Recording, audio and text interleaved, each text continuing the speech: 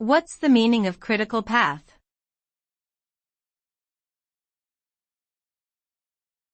Critical path.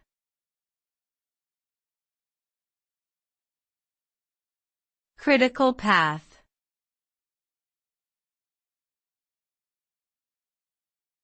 Critical path.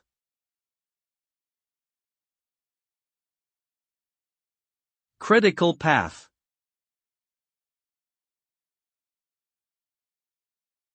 The critical path refers to the sequence of tasks in a project that must be completed on time in order to ensure the project can be finished by its deadline.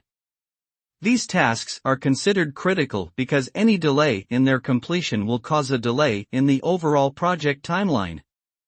By identifying and focusing on the critical path, project managers can prioritize resources and effort to ensure timely completion of the project. Proper management of the critical path can help to minimize waste and maximize efficiency, which can ultimately lead to the successful completion of the project.